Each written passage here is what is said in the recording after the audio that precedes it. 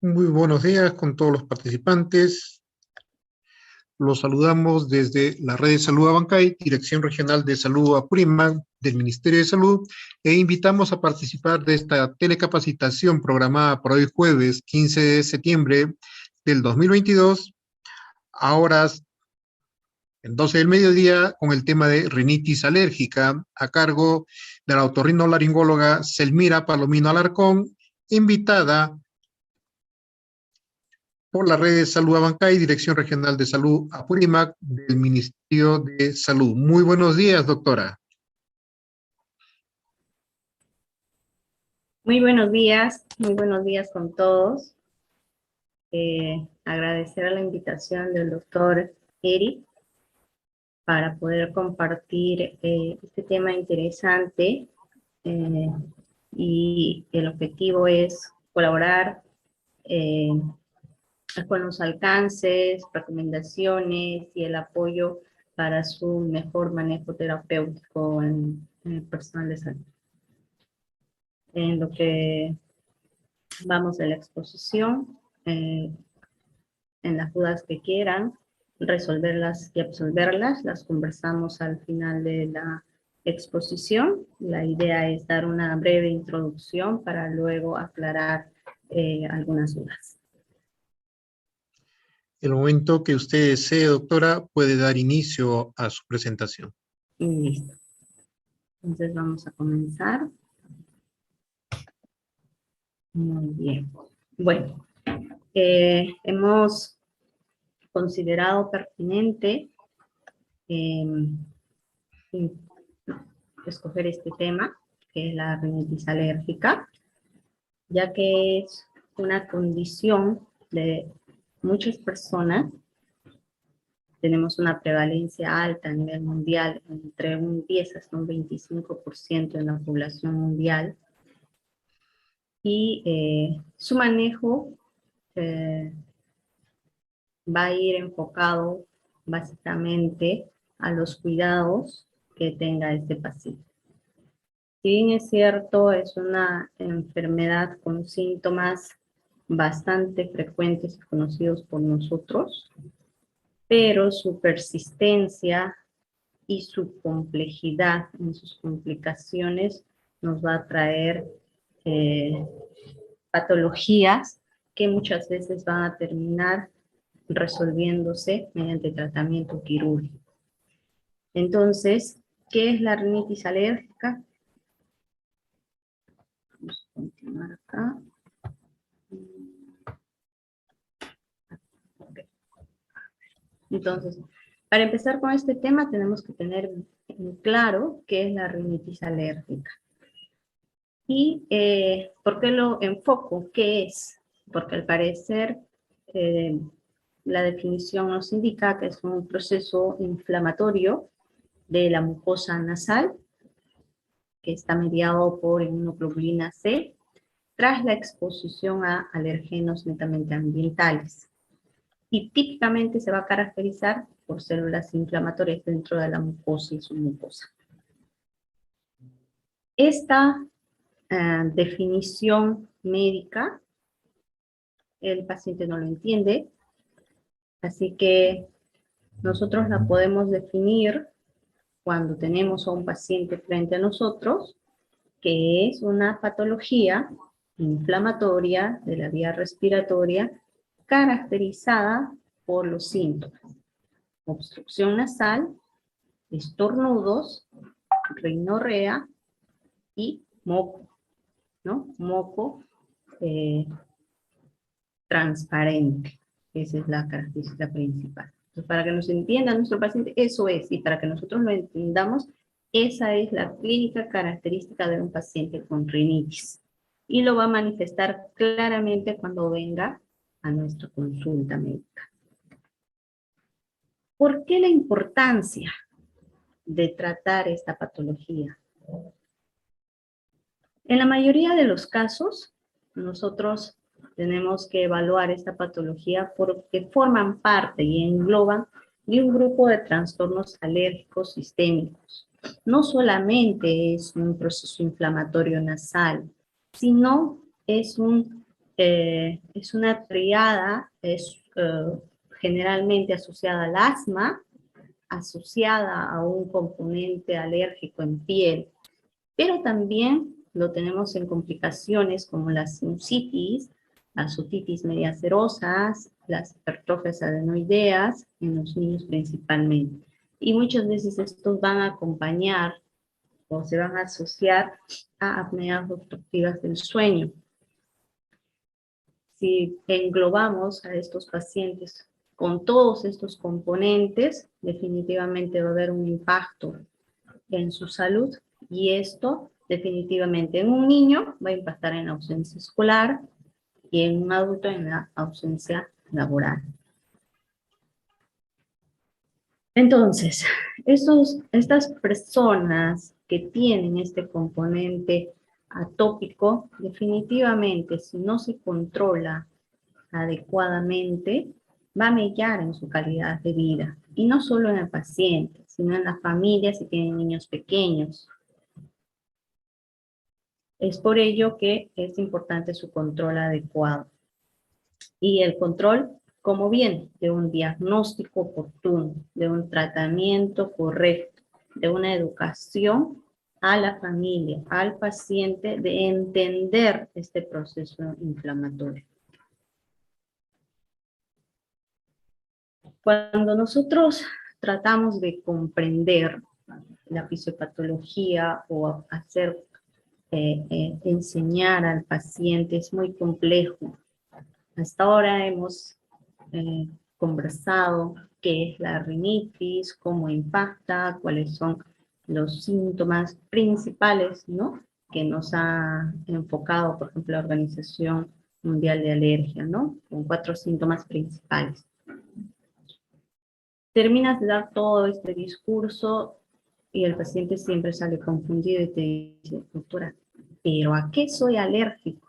Es muy complejo de que ellos logren entender que es una reacción multifactorial, una interacción ambiental que estimula y desencadena este proceso inflamatorio.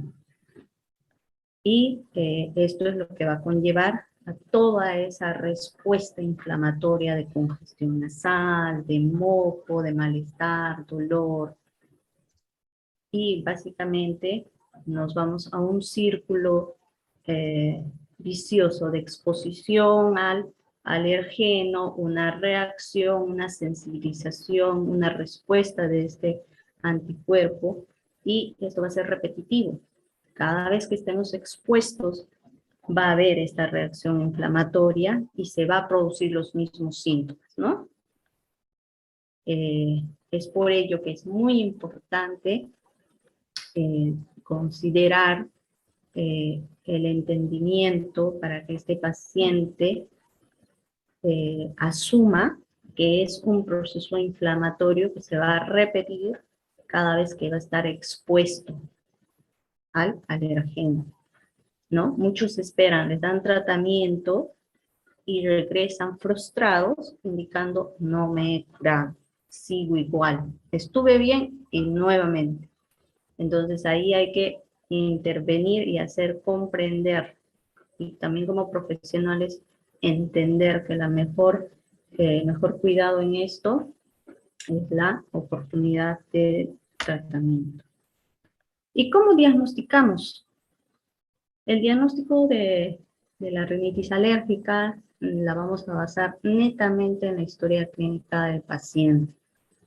Los síntomas están claros, saber escuchar al paciente. El examen físico nos va a relacionar bastante con la patología. Son signos, cambios en la mucosa nasal clarísimos que a nosotros como otorrinos nos da mucha claridad al respecto, cambios en la mucosa faríngea. No olvidarnos los antecedentes familiares de esta patología. Recordemos que el 60% de esta patología va a haber una transmisión hacia los hijos. Ahora, parte de este diagnóstico tenemos el apoyo de los tests de alergias, ¿ya? Y la otra parte que la vamos a ver con algunos exámenes ya de imágenes, pero lo vamos a ver más adelante en el caso ya de complicaciones. Recordemos que cuando tenemos un paciente con rinitis atópica, no nos olvidemos de la triada atópica, ¿no? El paciente no solo viene con rinitis alérgica, no solo viene con moco, congestión nasal. Si observamos la fascia de este paciente, e indagamos los antecedentes, son pacientes que en algún momento de la niñez, los que son adolescentes, tuvieron episodios de broncoespasmo o han tenido episodios de asma.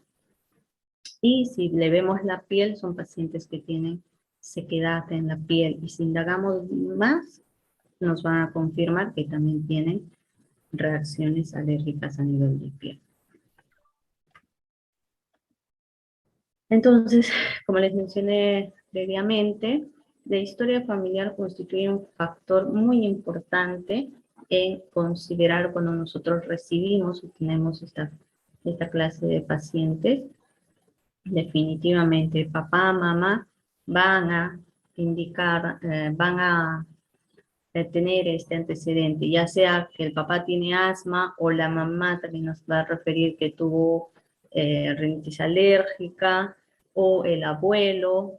Definitivamente eso nos va a dar la clínica y los pacientes van a hacer una retrospección al respecto. Ahora, en cuanto a la edad del paciente, la mayor sintomatología, la mayor clínica que vemos es más en adolescentes y adultos jóvenes.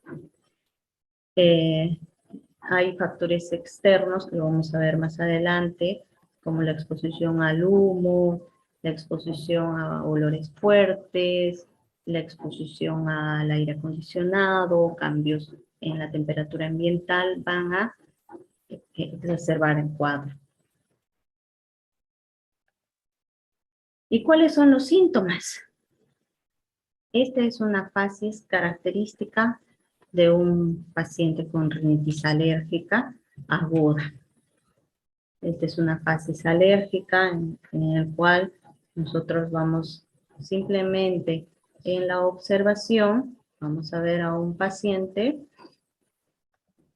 con una facies con ojos congestionados, un paciente con ojeras, un paciente con mucha congestión nasal, muchos vienen con respiración bucal, que se ahogan. Los niños principalmente tienen mucho prurito ocular, nasal. Los adultos con mucho prurito faríngeo que conlleva muchas veces a la tos y el moco característico, ¿no? La rinorrea blanquecina, persistente, incómoda. El paciente les va a mencionar, o muchos pacientes van a venir con el papel higiénico con todo el rollo ahí en la cartera, porque realmente la rinorrea es bastante incómoda para ellos.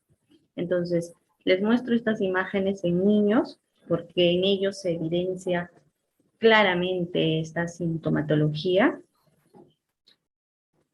de la rinitis alérgica. ¿Y qué vemos al examen físico? ¿Qué buscamos? Bueno, en el examen físico acabamos de ver parte de ellos, pero nosotros como otorrinos tenemos la ventaja de que podemos hacer exámenes de la vía nasal y podemos ver la zona faríngea, oídos, y tenemos signos característicos a este nivel, ¿no? Entonces, en la rinoscopía, acá les muestro una foto de una endoscopía, pero es casi lo mismo que vemos en una rinoscopía, el examen médico. Y la imagen, por ejemplo, del lado izquierdo es una nariz normal, ¿no? Es una mucosa, como ustedes observan, rosada, unos cornetes, acá, los cornetes, que son estructuras naturales de la nariz,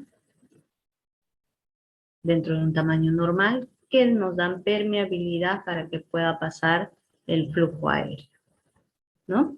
Si comparamos con el lado derecho, miren la inflamación que causa un proceso inflamatorio de una rinitis no controlada, ¿no? Miren el cambio bastante marcado del cornete medio, como llega a inflamarse, a edematizarse, la gran producción de moco de la mucosa, y la mucosa ya no es rosada, la mucosa se torna violácea, pálida, y esto causa justamente los síntomas que hemos mencionado anteriormente, ¿no? Entonces, como profesionales, ¿cómo podemos clasificar qué medicamentos, en qué estado está nuestro paciente, qué le damos? Entonces, para esto tenemos un consenso importante en el tratamiento de la rinitis, que es el consenso ARIA. He tenido varias reuniones. Y para ello tenemos esta clasificación bastante, yo le diría, sencilla, que nos permite adecuarnos rápidamente. Y nos ha clasificado tanto en los síntomas y en la severidad.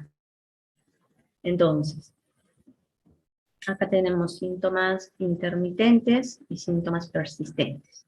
Y esto nos va a dar el grado leve o moderado, ¿no? Entonces, ¿por qué lo definimos? Es por los días de afectación que tiene este paciente, ¿no?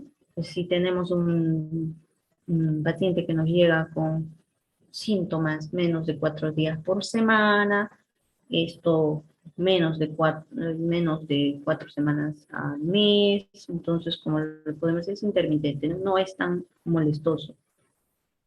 Pero en los persistentes, sí, el paciente le va a decir todos los días estoy congestionado, todo el mes tomo medicación a veces, pero sigo igual. Entonces, una de las preguntas muy importantes para ver la severidad es el sueño. ¿Usted duerme tranquilo en la noche o tiende a despertarse por la obstrucción nasal? Puede hacer deportes o se agota, ¿no? En sus actividades laborales, está tranquilo o le interfiere pues en la mucosidad que tiene que retirarse a tomar algún medicamento o a usar a- otras alternativas para poder estar bien, ¿no? Entonces, ya cuando los síntomas son discapacitantes, vamos a considerar el grado de afectación de la rinitis alérgica. Entonces, acá tenemos una clasificación, justamente por lo que les acabo de mencionar, y esta clasificación nos representa casi el 90% de los casos, ¿no? Y es lo que les mencionaba, tanto los síntomas como lo que vemos al examen. Y cuando tenemos una rinitis alérgica, tengamos en consideración que la congestión nasal, la rinorrea acuosa, los estornudos y el prurito, ya sea nasal, faríngeo, ocular, son los síntomas claves que sí o sí tienen que estar presentes cuando nosotros tenemos un diagnóstico de esta patología. Ahora, los antecedentes de atopía son importantes. Esta patología siempre empieza desde la niñez. No es que inició en la edad adulta, no, porque eso ya estamos entrando a otro tipo de rinitis. Pacientes que tienen tratamientos con conjuntivitis, asma, atopía, dermatitis atópica, algún tipo de alergia alimentaria o algún proceso de apnea del sueño. Entonces son todos estos antecedentes que tenemos que englobar para considerar nuestro diagnóstico. Al examen físico, es lo que ya vimos previamente, las decoloraciones a nivel del párpado, los párpados oscuros, los pliegues nasales, los niños que intentan ahí descongestionar la nariz, en niños pequeños, si es que no son tratados adecuadamente, tenemos cambios a nivel del paladar. Son niños respiradores bucales que muchas veces tenemos cambios, estrechamientos del paladar duro, que muchas veces tenemos problemas de mala oclusión dental, ¿no? Y la mucosa que ya les mencioné, ¿no? Una mucosa pálida, inflamada, edematosa, con secreción de moco siempre claro, ¿no? Y bueno, las pruebas que nosotros solemos hacer en este tipo de pacientes, recuerdan que el diagnóstico es netamente clínico, pero nos podemos apoyar en algunas pruebas, ¿no? Como los test de alergias, principalmente. En una rinitis alérgica local, tenemos los mismos síntomas, pero, por ejemplo, en este caso, tenemos, no vamos a evidenciar clínicamente, perdón, no, lo que vamos a buscar en estas rinitis alérgicas de tipo local no vamos a evidenciar otro tipo de patologías como la sinusitis, ¿no? Tenemos otro tipo de rinitis que son no alérgicas, son el otro grupo de rinitis que se van a caracterizar por los síntomas, pero ya nos van a conllevar a lo que son rinitis, rinosinusitis crónicas. Nos vamos a ir a las complicaciones de los pólipos nasosinusales principalmente, y estos son en adultos. Acá las características clínicas ya son muy diferentes con cambios en la mucosa. Ya vamos a ver mucosas con procesos inflamatorios, pero con cambios en la secreción nasal, ¿no? Ya cambios de repente con mal olor, cambios de coloración, amarillentos, verdosos, costras, que nos van a dar ya el cambio clínico a otro tipo de patologías. Para esto ya necesitamos otro tipo de apoyo diagnóstico como las tomografías, principalmente la endoscopía nasal, ¿no? Y otro tipo de rinitis no alérgicas, que también tenemos que saber diferenciarlas. Acá principalmente nos enfocaríamos en lo que es la rinitis de la mujer embarazada. La mujer en gestación presenta también un tipo de rinitis asociado netamente al estado de su gestación. Y esto se presenta en el segundo trimestre del embarazo. Acá usualmente solo vamos a ver cambios propios de una mucosa inflamada. No necesariamente vamos a encontrar otra cosa. Y el tratamiento es muy diferente, que lo vamos a ver más adelante. Y el otro grupo ya muy pequeño, que son personas que tienen reacciones a la aspirina y que van a desarrollar un proceso de rinitis y asociados con asma, ¿no? Entonces, ¿cómo manejamos la rinitis alérgica? La vamos a asociar a 4 puntos muy importantes. Y para mí el punto más importante de estos 4, que es la educación al paciente. El otro es evitar los alergenos irritantes. El tercero, apoyarnos en la farmacoterapia. Y finalmente la inmunoterapia. Entonces, ¿cómo hacemos esto? Nuestra selección de tratamiento, por ejemplo, previamente hablamos ya de la sintomatología, del grado de presentación de nuestro cuadro clínico de rinitis. Si nosotros, por ejemplo, tenemos una rinitis leve, con síntomas que incomodan probablemente un paciente que amanece con congestión nasal, amanece con mucho estornudo, interdiario y luego calma a las 2 horas, nosotros podríamos apoyarnos en un antihistamínico netamente condicional a los síntomas, ¿no? Podemos darle, hay varios antihistamínicos, dependiendo del grupo de pacientes. Si son niños, podemos apoyarnos en los antihistamínicos de segunda generación, loratadina, aspiricina. Por ejemplo, si son pacientes que elaboran, podremos apoyarnos en fexofenadina, que causa menos efectos de somnolencia. En los casos moderados, ya síntomas intermitentes moderados, acá sí es muy importante apoyarnos ya en la indicación de corticoides intranasales, asociados a un antihistamínico previamente. Los corticoides intranasales actualmente son los medicamentos que tenemos como mejor opción antiinflamatoria, que nos permiten utilizarlo por largo tiempo. Podemos usarlo 3, 6 meses, dependiendo siempre del cuadro que presenta nuestro paciente.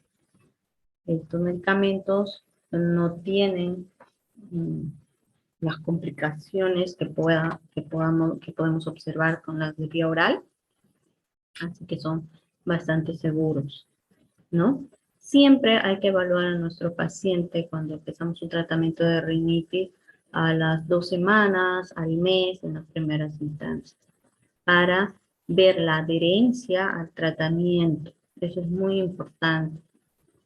Y en un grado severo, tenemos, muy aparte de los antihistamínicos, corticoides, podemos agregar antileucotrienos, principalmente en pacientes que tienen componente asmático activo, ayuda mucho. Siempre, luego de nuestra evaluación en este tipo de pacientes, principalmente en el grado severo, si falla nuestro tratamiento, nos vamos a una terapia de inmunoterapia, ¿no? El médico alergista principalmente, que nos apoya en eso. Entonces, acá vemos un resumen de los efectos del medicamento que nosotros podamos elegir y los efectos que tiene en los síntomas principalmente. Y como vemos, los esteroides nasales ayudan bastante en lo que es el estornudo, el prurito, la rinorrea, la congestión nasal. Es un buen medicamento. Los antihistamínicos orales también son bastante efectivos.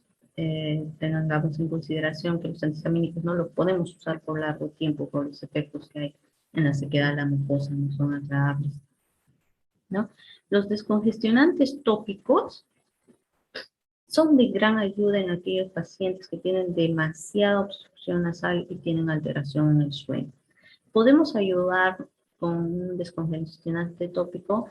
Yo suelo usarlo usualmente 3-5 días como una medida para que el paciente logre su adherencia en los primeros días a los corticoides antihistamínicos y por lo menos le permita retomar su calidad de vida.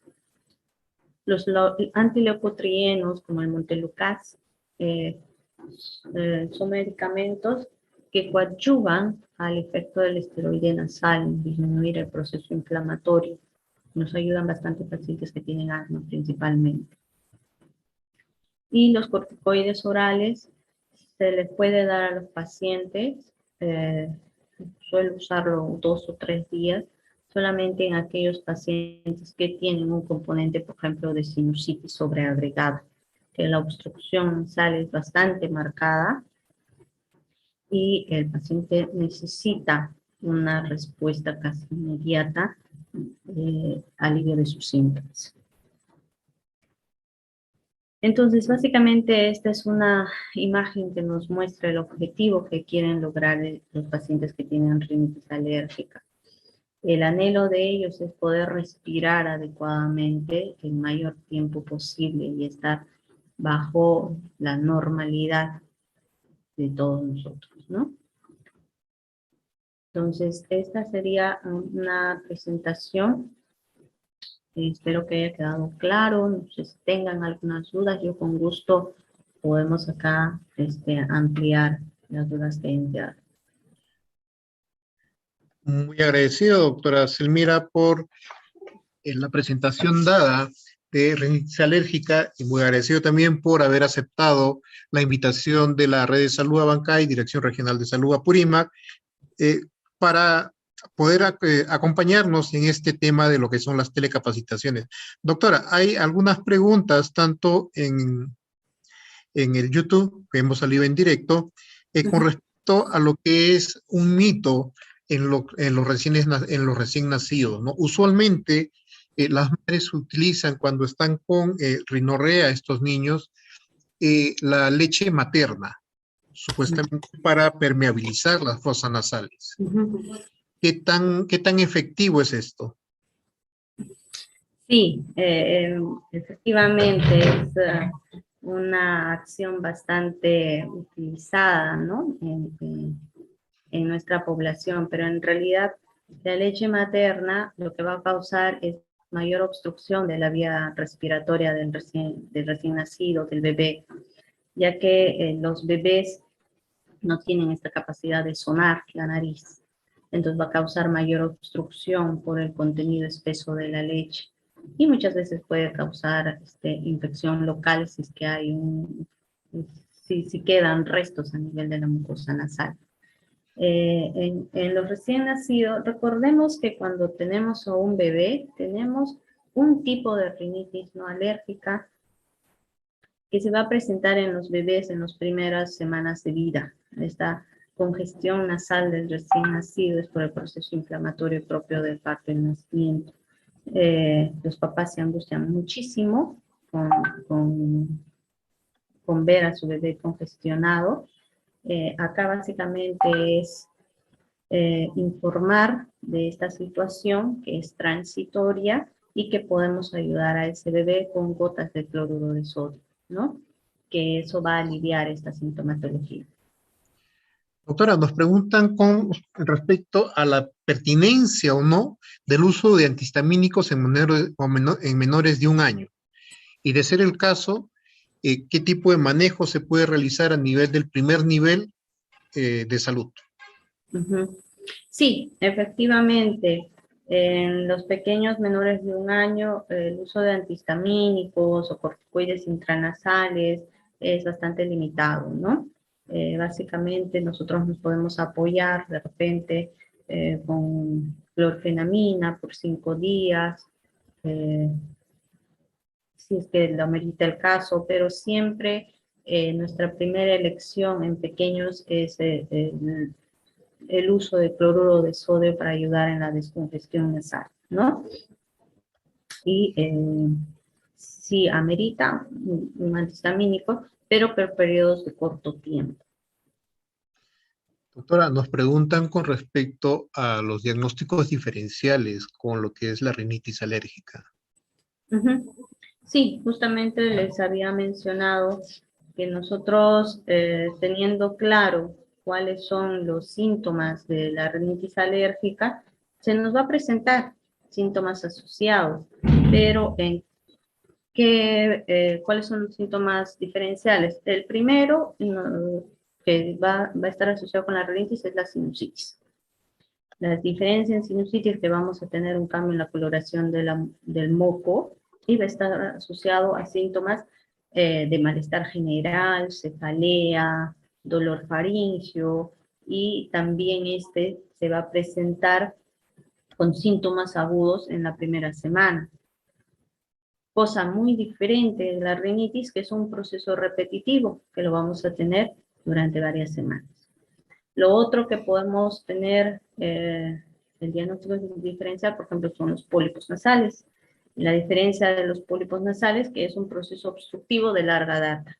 No es que esto empezó semanas previas, sino vamos arrastrando varios meses y la obstrucción es persistente. A diferencia de la rinitis, que es una congestión que va a calmar en momentos del día, ¿no? Podemos tener otra patología bastante frecuente en niños, que es la hipertrofia adenoidea, que es una obstrucción permanente que lleva muchas veces a ronquido nocturno en los niños. No necesariamente hay moco en la hipertrofia adenoidea, que esa podría ser nuestro punto diferencial, al igual del tabique desviado, ¿no? Que es una obstrucción, pero que no hay secreción nasal también, ni prurito. Esos serían los más frecuentes que podrían mencionar con los diagnósticos diferenciales.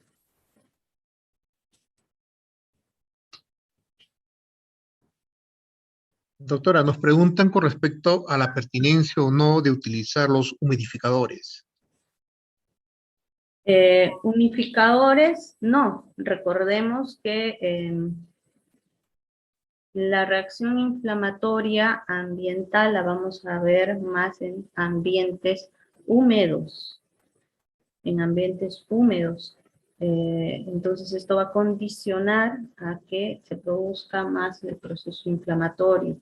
Yo recomendaría mejor en los pacientes que tienen rinitis alérgica y viven en ambientes húmedos, por ejemplo, como la costa, como Lima, que acá es bastante frecuente, usar deshumedecedores para lograr un acondicionamiento adecuado del ambiente donde está. Doctora, nos preguntan con respecto a las recomendaciones que daría a las personas que sufren de rinitis, pero trabajan en bibliotecas, en archivos. Sí, es bastante complicado. Tenemos pacientes que trabajan en bibliotecas, con, con lo que mencionan archivos, pacientes que tienen que usar, que trabajan en fábricas de metales, de detergentes, y en realidad es bastante complejo, ¿no? Es bastante complejo. eh, Usualmente nosotros solemos indicar que están en una zona donde hay factores ambientales de riesgo para que desencadene su enfermedad. La recomendación principal es, si hay posibilidades, actualmente usamos mascarilla y eso es una gran ventaja, ¿no? Para el tema del polvo de la zona. Eso ayuda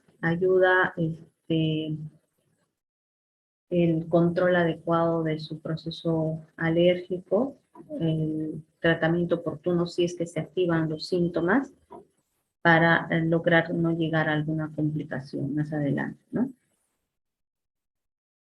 Y la hidratación.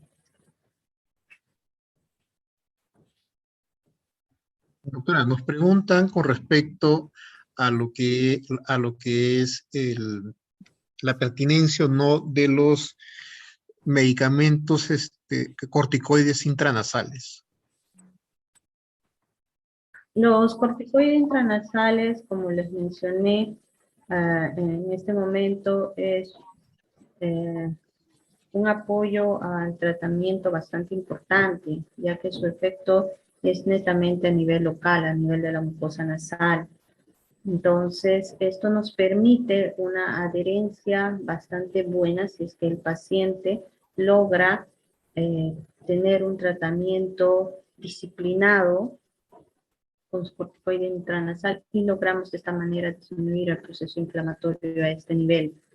Eh, a diferencia de los medicamentos, los corticoides intranasales tienen un efecto progresivo y el resultado lo vamos a ver en el transcurso de las semanas, ¿no? Es por ello que su uso podemos hacerlo por largo tiempo, todos los días, entre 1, 3 meses en promedio, a veces hasta 6, es que tiene un componente de sinusitis. En realidad es lo mejor que tenemos actualmente en el tratamiento de rinitis, ¿no? Invitamos a los participantes a completar el link de asistencia, el mismo que se encuentra en el chat del Zoom, y de la misma manera utilizar el mismo canal, el chat del Zoom, para poder realizar las preguntas, dudas y o inquietudes que tengan con respecto al tema tratado el día de hoy. Doctora, nos preguntan con respecto al cloruro de sodio, que es utilizado para ayudar en la descongestión. ¿En qué concentración y cómo es la forma del uso de este cloruro de sodio? Sí, el cloruro de sodio tenemos en concentraciones del 0.8%, usualmente. Tenemos algunos menos, dependiendo del mercado. Tenemos ahora la facilidad de tener atomizadores para usar en la nariz. El cloruro de sodio coadyuva mucho al tratamiento de corticoide intranasal. En pacientes que tienen mucha secreción nasal, nos pueden ayudar bastante en controlar esta secreción nasal. Lo podemos usar a demanda, se puede usar unos 2 puffs en cada fosa nasal, cada 6 horas, cada 4 horas, cuando requiere el paciente un mecanismo rápido para poder descongestionar la nariz. Entonces, es un tratamiento que lo podemos usar, yo lo digo a demanda, sin mayor problema a comparación del corticoide que tiene dosis indicadas, ¿no? Para bebés, usualmente vienen gotas, y esto igual usamos, ¿no? Cada 4 horas, cada 6 horas, según cómo haya la necesidad de descongestionar la nariz. Doctora, nos preguntan en cuanto a lo que es el riesgo-beneficio de la aspiración nasogástrica en el recién nacido. Sí, hay personas que sí hacen estas aspiraciones nasales en los recién nacidos. El detalle es que hay que cuidar mucho el traumatismo que se realiza a nivel de la mucosa nasal. hemos tenido pacientes que por realizar estas aspiraciones han lesionado la mucosa nasal, bebés que vienen con sangrado, o han formado mucho edema y producto del traumatismo y hay mayor obstrucción nasal. Un procedimiento particularmente mientras no sea muy invasivo y no cause mayor riesgo a algún tipo de lesiones, es válido, ¿no? Pero la idea es ser lo menos invasivo posible, ¿no? ¿Cuáles serían sus recomendaciones finales con respecto a lo que es la rinitis alérgica? Particularmente me gusta mucho enfocarme en el tema de enseñar al paciente, tener la paciencia suficiente para poder educar al paciente a entender su enfermedad y entenderlo desde el punto de vista que es una condición en la cual va a estar presente por largo tiempo, porque es un proceso crónico.